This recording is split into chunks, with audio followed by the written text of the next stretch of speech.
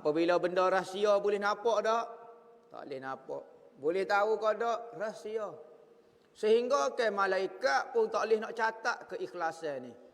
Sehingga setan pun tak boleh mengganggu kerana terlalu ikhlas. Tak tahu, setan pun tersembunyi, nampak macam ai nak nunjuk, tapi setan pun pening. Kerana ibadat ikhlas adalah rahsia Tuhan.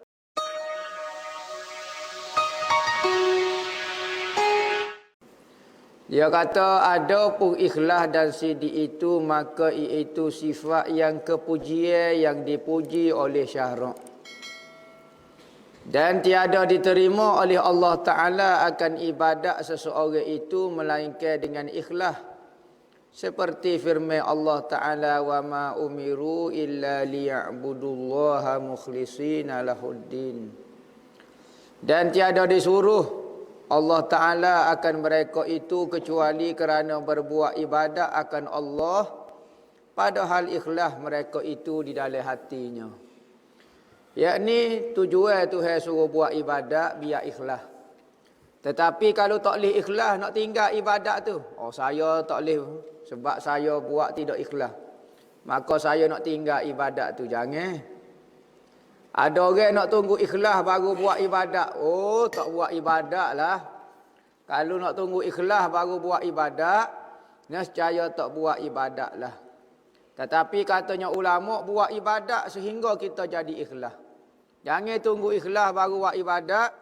Kerana kalau buat tunggu ikhlas dulu baru buat ibadat, nescaya kita tak akan buat ibadat. Buat dulu. Biarlah keadaan riak wujud dulu, tak apa dulu, lama-lama dia akan jadi ikhlas. Dan ikhlas ni payah. Ada orang rasa ikhlas dah, tak ikhlas. Tu ikhlas. Ikhlas ni banyak martabat. Martabat paling tinggi buat ibadat semata-mata kerana Allah. Lillahi ta'ala usalli fardu. Lillahi ta'ala. Apa maksud lillah? Semata-mata untuk Allah Ta'ala. Kerana nak syurga tak? Kerana takut daripada neraka tak? Lepas tu, kerana Allah. Yakni katanya ulama di dalam mata hikam antaranya, dia kata kita buat ibadat ni adalah niat dia menunaikan hak Allah Ta'ala sebagai Tuhan dan menunaikan hak kita sebagai hamba. Hak ubudiyah dan hak Tuhan sebagai Tuhan. Maka selayaknya bagi hamba itu menyembah Tuhannya. Selayaknya bagi hamba mendengar kata perintah Allah Ta'ala. Sekalipun tidak ada sebagai balasan daripada Allah sama ada syurga ataupun jauh ke daripada neraka, maka itu tidak penting bagi seorang hamba yang ikhlas. Semata-mata urusan dia dengan Allah, buat semata. Kalau Tuhan tak wi upah, tak wi balasan pun, tetap ia melakukan ibadat kepada Allah. Kerana selayaknya Tuhan itu disembah. Dan yang menyembah itu adalah hambanya. Maka hamba yang ikhlas tidak cara syurga kau neraka kau ke apa. Ada orang kata orang lagu ni sesat. Orang buat ibadat kerana syurga, dia tak si syurga. Ni sesat sufi ni sesat. Orang ni kalau dia Tuhan tutup mata hati, dia akan kecek lagu tu. Sekalipun dia digelar syekh ko, siapa dia ko, maka kalau dia kata lagu tu berat lagi dia. Jauh lagi amalan dia dengan Allah Ta'ala, duduk main hamba makhluk saja. Ulama-ulama sufi nak menyatakan ikhlas, maka dia buat ibadat semata-mata kerana Allah. Bukan kerana pahala, bukan kerana apa. Kerana syurga dan neraka itu masih lagi makhluk Allah Ta'ala. Kita mesti tuju kepada pencipta, kepada syurga dan neraka, iaitu Allah Ta'ala. Barulah kita ikhlas. Dia kata yakni tiada diterima oleh Allah Ta'ala akan ibadat seseorang hambanya itu melainkan dengan ikhlas semata-mata kepada Allah. Dan jangan engkau sekutukan akan ibadat itu dengan yang lain daripada Allah Ta'ala. Seperti riak. Ni berat ni. Nak menunjuk-nunjuk amalan kerana makhluk. Biasa orang riak ni tak lama dia boleh bertahan. Nak tunjuk amalan kerana makhluk. Bapa dia mau jadi juru nak suruh ustaz kata baik. Bapa dia mau juru nak suruh orang kata orang lain kata kita ni orang baik. Bapa dia mau bagus nak suruh orang kata orang kita ni bagus. Apa awak rajin semaya nak suruh orang kata kita rajin semaya. Paling kurang dapat pujian. Hak tu dia panggil riak. Ataupun nak balasan daripada hamba, sama ada nak kepentingan dia ke adalah kepentingan dia, maslahah dia.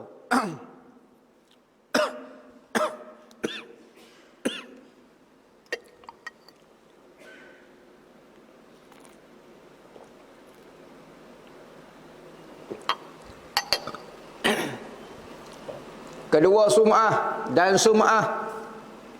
Apa maksud sum'ah? Sum'ah ni nak memperdengarkan semua ibadat kita kepada makhluk.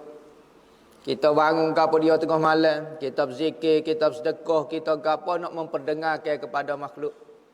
Supaya manusia dengar segala ibadat kita. Ni sum'ah. Nah, buat kerja molek dah. Tetapi nak suruh orang tahu, bangun tahajud malam pukul 2 dah. Tapi wak lolok ngatuk depan orang.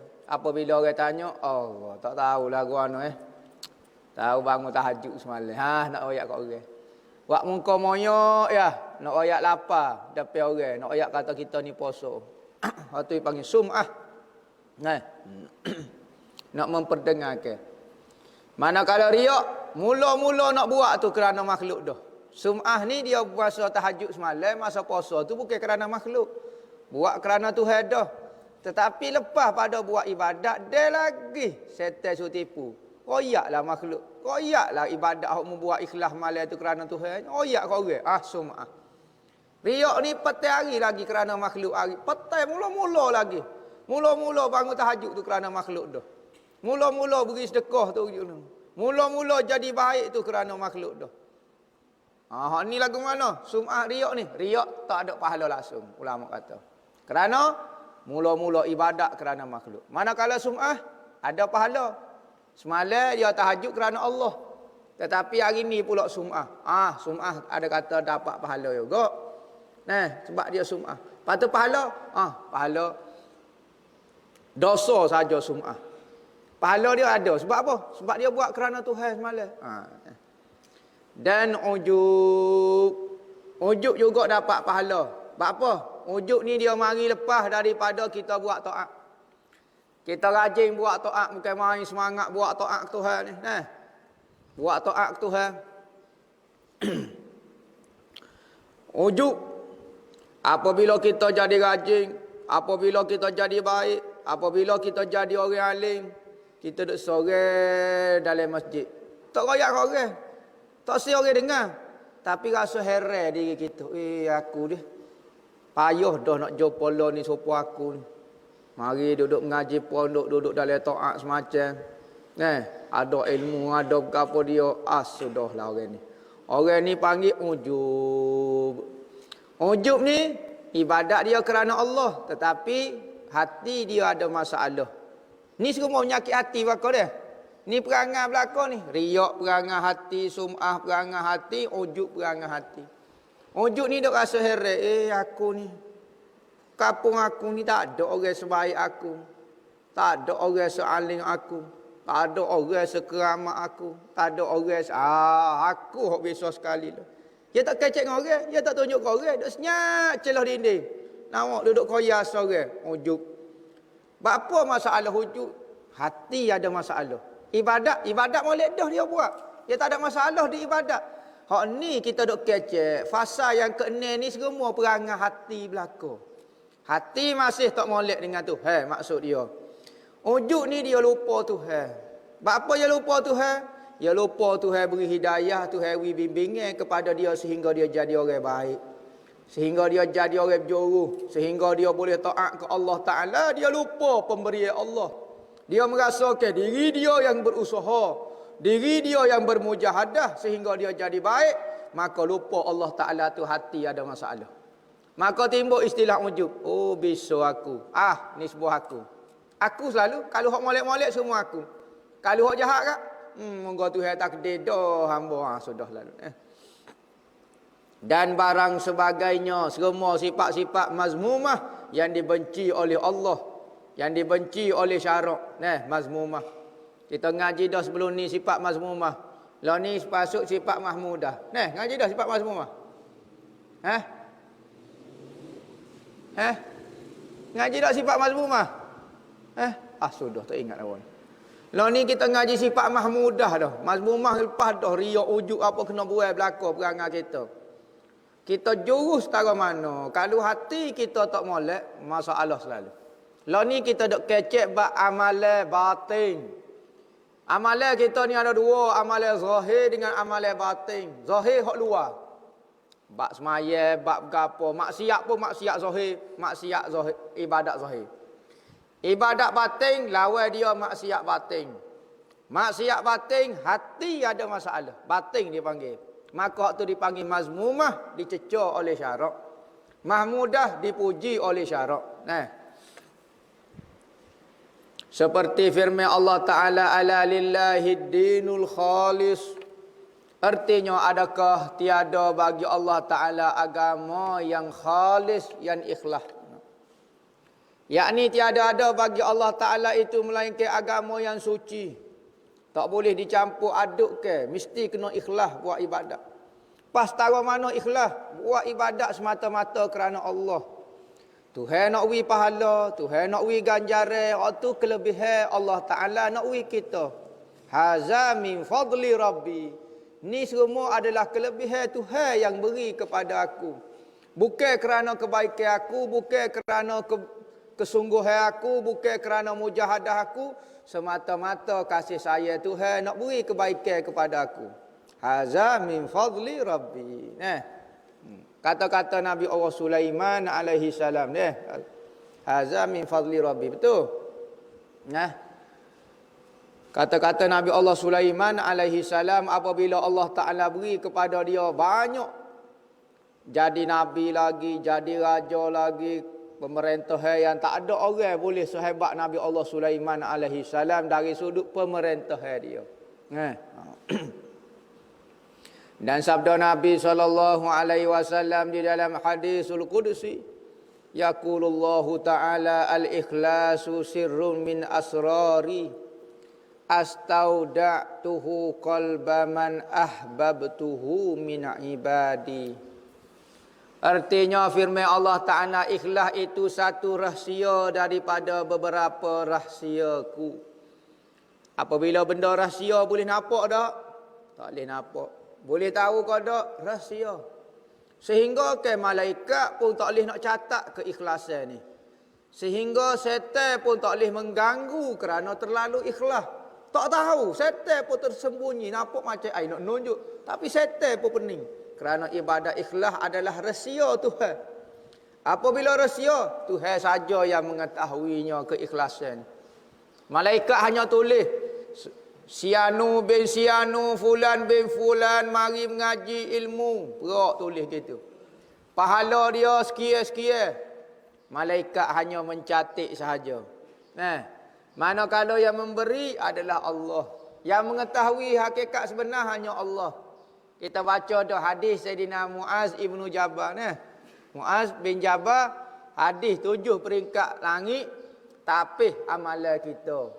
Ada amalan tu malaikat wak mari 7 petala langit dah. Malaikat mari sambut amalan kerana terlalu hebat.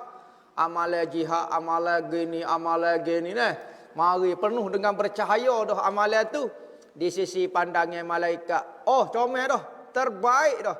Lepas langit ke-7 dipersembahkan ke Tuhan. Bukan Tuhan duduk di langit ke-7, tetapi tempat letak amalan di situ. Tempat persembahan amalan di situ. Bukan Tuhan duduk situ. Malaikat akan wak naik doa-doa, wak naik amalan semua di langit. Bukan Tuhan duduk atas langit. Tuhan tidak perlu kepada langit, bumi itu semua ciptaan dia. Kalau Tuhan masih perlu kepada langit, bumi, arah ke apa, Tuhan itu masih lemah lagi. Kalau tahap tu tak layak lagi jadi Tuhan. Masih memerlukan sesuatu lagi. Sedangkan Tuhan yang bernama Allah itu tidak perlu kepada apa-apa. Hebat atau hebat dia. Orang manusia bisa setara mana nak kepada sesuatu. Makhluk bisa setara mana pun perlu kepada sesuatu.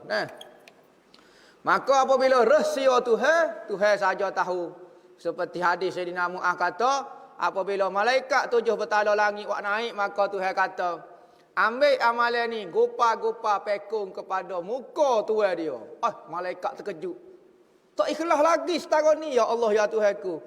Katanya Allah Ta'ala, aku tahu. Aku tahu semua amalan hamba-Ku kerana aku betul-betul ataupun. Maka perasaan kita, rasa kita, Tuhan yang mengetahuinya. Malaikat catat. Tetapi yang mengetahui sebenarnya adalah Allah Ta'ala.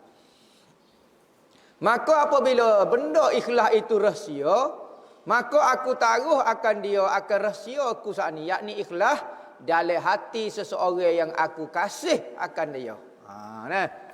Apabila rahsia Tuhan, maka ikhlas ni Tuhan akan beri kepada Tuhan orang yang ia kasih. Orang yang Tuhan kasih. Jangan kita faham Tuhan kasih tu Tuhan ada satu hati perasaan menyebabkan cenderung hati. Tak, bukan lagu tu. Maksud kasih ini Tuhan nak beri nikmat kepada kita. Nikmat semata-mata dengan cara Tuhan beri ikhlas kepada kita. Sebab tu kena minta ikhlas. Jangan merasai rasa ikhlas. Ya Allah ya Tuhan ku beri hamba ikhlas dalam taat. Allahumma ja'alna minal mukhlasin. Le bagi atas. Ada orang baca doa mukhlisin. Ya Allah jadikan aku orang yang ikhlas. Beza apa dia? Mukhlisin dengan mukhlasin. Mukhlisin tu dia yang buat ikhlas. Dia rasa. Mukhlasin dia bukan, dia dibuat ikhlas oleh Allah Ta'ala. Mukhlasin. Kalau nak doa baca le bagi atas lebih afdal lagi. Allahumma ja'alna minal mukhlasin. Daripada orang yang mu buat jadi ikhlas.